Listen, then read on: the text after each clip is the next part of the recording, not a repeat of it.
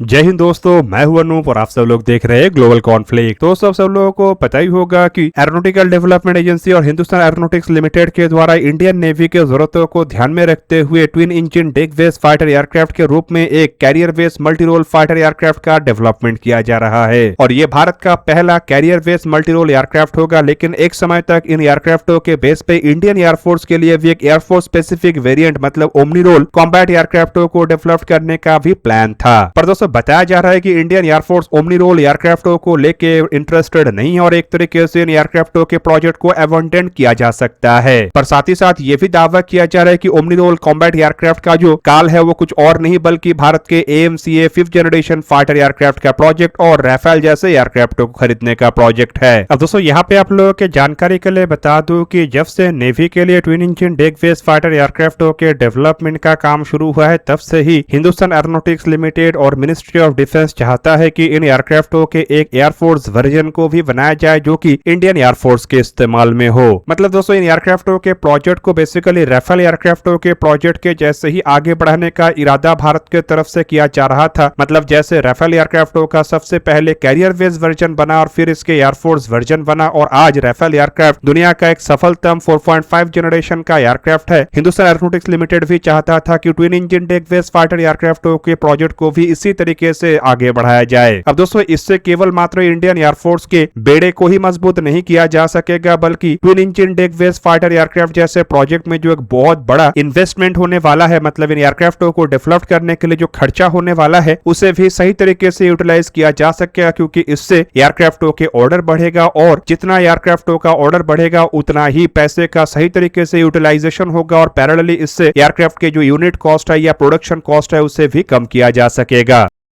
अब दोस्तों Hindustan Aeronautics Limited और इवन मिनिस्ट्री ऑफ डिफेंस ऐसा तो चाहता है, लेकिन एयरफोर्स की तरफ से कभी भी ऑर्का या फिर कहे तो ओमनी रोल कॉम्बैट एयरक्राफ्ट को लेके इंटरेस्ट नहीं दिखाया गया। बेसिकली दोस्तों आप कह सकते हैं कि एयरफोर्स की तरफ से अभी तक ऐसे एयरक्राफ्टों को खरीदने को लेके या ऐसे एयरक्राफ्टों के प्रोजेक्ट में नेवी के साथ एक साथ आगे बढ़ने को लेके कोई स्टेटमेंट नहीं आया है जिससे कि हम एक पॉजिटिव स्टेटमेंट कह सके। हालांकि दोस्तों इसका मतलब कतई यह नहीं है कि इंडियन नेवी के twin engine deck based fighter एयरक्राफ्टों को डेवलप नहीं किया जाएगा, बल्कि बावजूद इसके parallelly twin engine deck based fighter एयरक्राफ्टों के ऊपर काम चल रहा है। अब दोस्तों हिंदुस्तान एरोनॉटिक्स लिमिटेड की तरफ से basically omni role combat aircraft को भारत के दो स्वदेशी फाइटर एयरक्राफ्ट के प्रोजेक्ट मतलब तेजस मार्क 2 और AMCA एयरक्राफ्टों के प्रोजेक्ट के बीच के ब्रिज के रूप में शोकेस किया जा रहा था। और आप लोगों को बता दूं कि तेजस मार्क 2 एयरक्राफ्ट जहां पे एक single engine medium weight multi role combat aircraft है, तो वहीं पे AMCA एयरक्राफ्टों को एक twin engine medium weight 5th generation के स्टेल्थ एयरक्राफ्ट के रूप में तैयार किया जा रहा था। और दोस्तों वजन वाइज भी अगर देखा जाए तो तेजस मार्क 2 एयरक्राफ्टों का वजन जहां पे 17.5 टन होने वाला है, तो वहीं पे AMCA जैसे एयरक्राफ्टों का वजन करीब 25 से 27 टन होने वाला है। ऐसे में हिंदुस्तान एरोनॉटिक्स लिमिटेड का मानना था कि अगर ओमनी रोल कॉम्बैट एयरक्राफ्ट को तैयार किया जाता है तो ये दोनों एयरक्राफ्टों के जनरेशन के बीच का भी गैप फिल करेगा, इंजन वाइज और वजन वाइज जो क्लासिफिकेशन है उसके बीच के गैप के रूप में भी काम करेगा। और दोस्तों स्वदेशी एयरक्राफ्ट होने के वजह से काफी बड़े संख्या में एयरक्राफ्ट को खरीदा जा सकेगा, जिससे कि इंडियन एयरफोर्स के जो डिप्लीटिंग स्ट्रेंथ या फिर कहे तो स्क्वाड्रन स्ट्रेंथ के इशू है उसे भी एक तरीके से सपोर्ट किया जा सकेगा और इससे आसानी से आने वाले समय में इंडियन एयरफोर्स अपने स्क्वाड्रन स्ट्रेंथ को ऐसे स्वदेशी एयरक्राफ्टों के माध्यम से बढ़ा सकेगा। पर एयरफोर्स के अगर प्लान को देखा जाए तो ये हिंदुस्तान एरोनॉटिक्स लिमिटेड के ये प्रपोज प्लान से काफी अलग है और एयरफोर्स बेसिकली AMCA और तेजस मार्क 2 एयरक्राफ्टों के गैप को राफेल जैसे एयरक्राफ्टों के माध्यम से फिल करना चाहता है।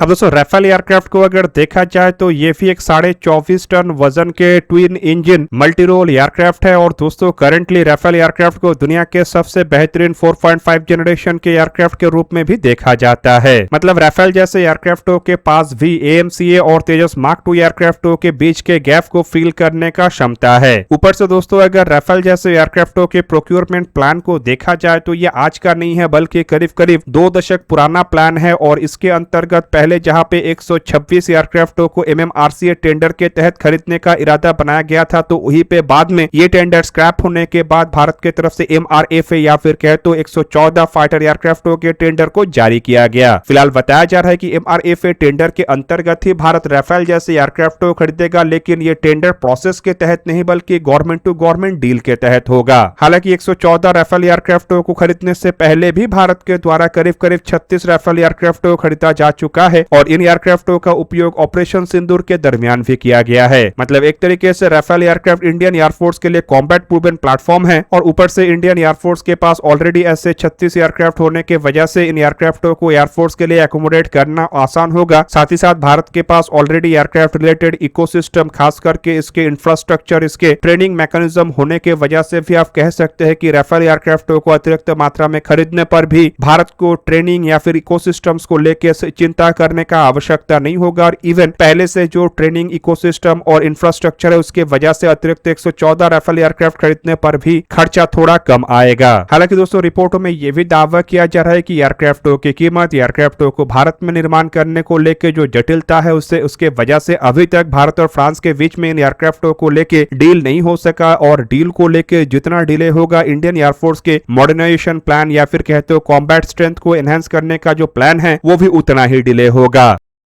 अब दोस्तों राफेल एयरक्राफ्ट को अगर देखा जाए तो नो डाउट ये कॉम्बैट प्रूवन एयरक्राफ्ट है जो ऑलरेडी इंडियन एयरफोर्स के पास है और इसी कारण एयरफोर्स इन एयरक्राफ्टों को लेके इतना अधिक उत्साहित है। लेकिन वहीं पे हिंदुस्तान एरोनॉटिक्स लिमिटेड का भी कहना है कि twin engine deck based fighter एयरक्राफ्टों में जो हैवीली इन्वेस्टमेंट हो रहा है उसके वजह से अगर इन एयरक्राफ्टों के बेस पे ओमनी रोल कॉम्बैट एयरक्राफ्ट जैसे प्लेटफॉर्म को तैयार किया जाता है तो ये कॉस्ट एफिशिएंट होगा और एयरफोर्स को इसके लिए अधिक इन्वेस्टमेंट करना नहीं पड़ेगा। केवल मात्र एक बना बनाया एयरक्राफ्ट के नेवल वेरिएंटों को एयरफोर्स वेरिएंट में ही कन्वर्ट करना पड़ेगा और इसके लिए थोड़ा बहुत मतलब कहे तो छोटा मोटा स्ट्रक्चरल मॉडिफिकेशन ही काफी होगा। और इन दोनों प्लेटफॉर्मों को अगर देखा जाए मतलब twin engine deck base fighter aircraft और ओमनी रोल कॉम्बैट एयरक्राफ्ट ये लगभग सिमिलर प्लेटफॉर्म होगा और इसमें ज्यादातर जो कंपोनेंट है वो सिमिलर होने के वजह से आने वाले समय में नेवी और एयरफोर्स को दोनों को ही एयरक्राफ्टों के मेंटेनेंस, एयरक्राफ्टों के सपोर्ट और एयरक्राफ्टों के ऑपरेशंस को लेके काफी आसानी होगा। अब दोस्तों यहाँ पे आप लोगों को ये भी जान के रखना चाहिए कि एक ही तरीके के प्लेटफॉर्म के एयरफोर्स और नेवल वर्जन कोई नया बात नहीं है, बल्कि इससे पहले कई सारे ऐसे देश है जो कि इसी तरीके से मतलब सिमिलर कॉन्सेप्ट को अपना के काम कर चुका है। चाहे वो रशिया के MiG-29 जैसे एयरक्राफ्टों के प्रोजेक्ट हो जो कि एयरफोर्स के वर्जन से ही नेवल वर्जन में कन्वर्ट किया गया था, या चाहे वो अमेरिका के FA-18 सुपर हॉर्नेट जैसे एयरक्राफ्ट हो। इवन दोस्तों राफेल को लेके जो एयरफोर्स इतने इंटरेस्टेड है वो भी असल में पहले नेवल वेरिएंट के रूप में बना था, लेकिन बाद में इसे एयरफोर्स के वेरिएंट के रूप में तब्दील किया गया। अब दोस्तों यहाँ पे ओमनी रोल कॉम्बैट एयरक्राफ्ट को लेके इंडियन एयरफोर्स को कई तरीके से फायदा तो होने वाला है, लेकिन इन एयरक्राफ्टों के अगर डेवलपमेंट प्रोजेक्ट को देखा जाए तो ये अभी तक शुरू नहीं हुआ है, जिसका सिंपल मतलब यह है कि राफेल एयरक्राफ्टों को इंडियन एयरफोर्स जितना जल्दी हासिल कर पाएगा ओमनी रोल कॉम्बैट एयरक्राफ्ट को उतना जल्दी हासिल करना शायद इंडियन एयरफोर्स के लिए पॉसिबल ना हो। अब यही इंडियन एयरफोर्स के लिए एक बहुत बड़ा कंसर्न हो सकता है, क्योंकि इंडियन एयरफोर्स को अर्जेंट बेसिस पे एयरक्राफ्ट चाहिए, तभी जाके जल्द से जल्द स्क्वाड्रन स्ट्रेंथ के इस गैप को फील किया जा सकेगा।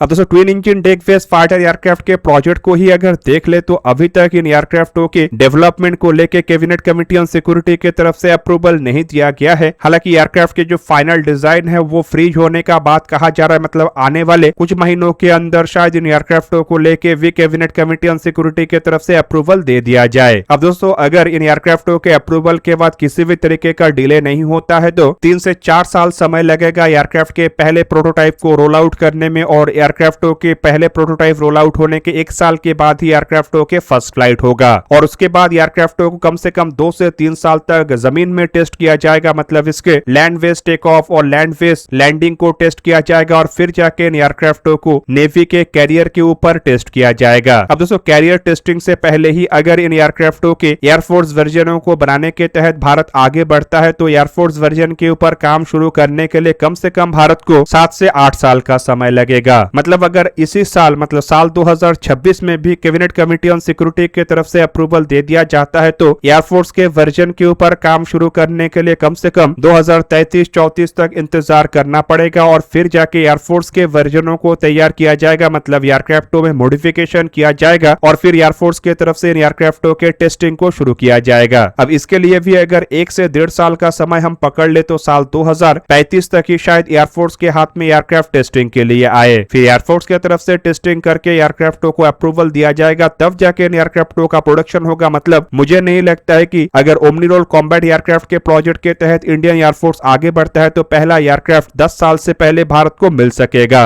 अब दोस्तों एक एयरक्राफ्ट के लिए अगर इंडियन एयरफोर्स 10 साल इंतजार करता है तो इससे स्क्वाड्रन स्ट्रेंथ का जो इशू है वो और खतरनाक तरीके से नीचे चला जाएगा, क्योंकि ऑलरेडी कई सारे ऐसे एयरक्राफ्ट है जो कि आने वाले कुछ सालों में रिटायर्ड होना शुरू करेगा और शायद 10 साल तक उन एयरक्राफ्टों को रिटायर्ड भी कर दिया जाए।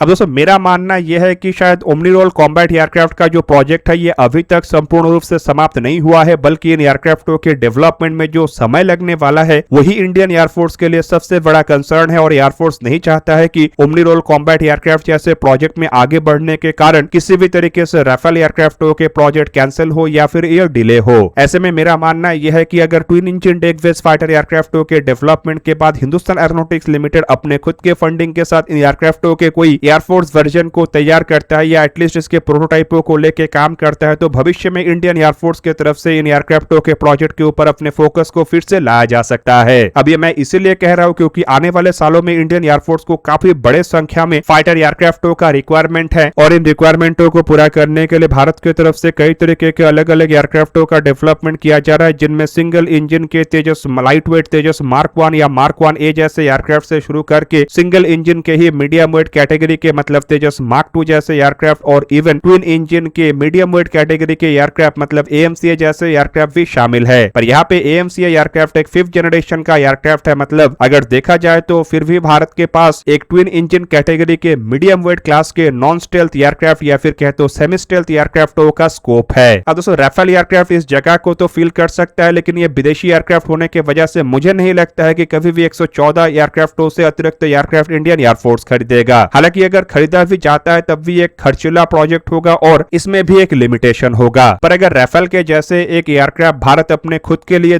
तैयार करे तो ये आने वाले समय में इंडियन एयरफोर्स के लगभग हर कैटेगरी के एयरक्राफ्टों के आवश्यकताओं को इंडिजीनियस तरीके से पूरा करने का क्षमता देगा। हालांकि यहाँ पे राफेल एयरक्राफ्टों को कॉम्प्रोमाइज करके इस तरीके के किसी एयरक्राफ्टों को डेवलप करने का फिलहाल कोई स्कोप नहीं है, लेकिन अगर बाद में ऐसे एयरक्राफ्ट बनता है तो यह भी कहना गलत नहीं होगा कि इंडियन एयरफोर्स फिर से इन एयरक्राफ्टों को लेकर इंटरेस्ट दिखाएगा।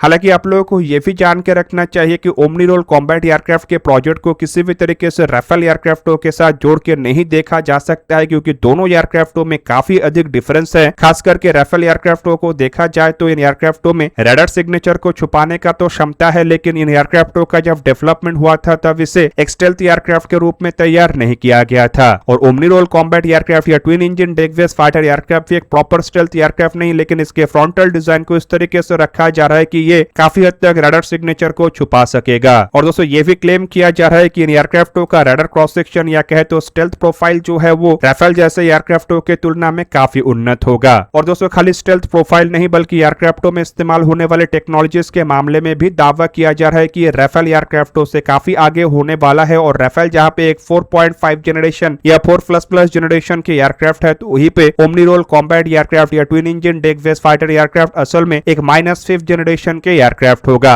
मतलब इन एयरक्राफ्टों को 4.5 जनरेशन से आगे और 5th जनरेशन से थोड़ा ही पीछे देखा जा रहा है। इसके अतिरिक्त तो आप लोगों को यह भी बता दूं कि ओमनी रोल कॉम्बैट एयरक्राफ्ट हो या twin engine deck based fighter aircraft, इन एयरक्राफ्टों में भारत असल में AMCA एयरक्राफ्टों से टेक्नोलॉजीज को इनहेरिट करके इस्तेमाल करने वाला है। मतलब इन एयरक्राफ्टों का टेक्नोलॉजी काफी हाई होगा। और अगर एयरक्राफ्टों के डेवलपमेंट के समय या प्रोडक्शन के समय इसमें AMCA मार्क 2 एयरक्राफ्टों के लिए डेवलप किए जाने वाले इंजनों का इस्तेमाल किया जाता है तो इससे एयरक्राफ्ट एयरक्राफ्टों के थ्रस्ट और बढ़ेगा, क्योंकि ये 120 किलोन्यूटन थ्रस्ट वाले इंजन होगा तो ही पे थ्रस्ट बढ़ने पर एयरक्राफ्ट के जो थ्रस्ट टू वेट रेशियो है वो भी इंक्रीज होगा और इससे नो डाउट एयरक्राफ्ट के वर्टिकली ऊपर के तरफ जाने का रफ्तार बढ़ेगा, एयरक्राफ्ट के पेलोड क्षमता बढ़ेगा, एयरक्राफ्ट के रेंज को इंप्रूव किया जा सकेगा और इन इंजनों के वजह से एयरक्राफ्ट के स्टेल्थ प्रोफाइल को और अधिक बेहतर बनाया जा सकेगा। और दोस्तों थ्रस्ट टू वेट रेशियो बढ़ने से एयरक्राफ्ट के मैन्यूवरेबिलिटी इंक्रीज होगा और इससे डॉग फाइट और बेहतर किया जा सकेगा।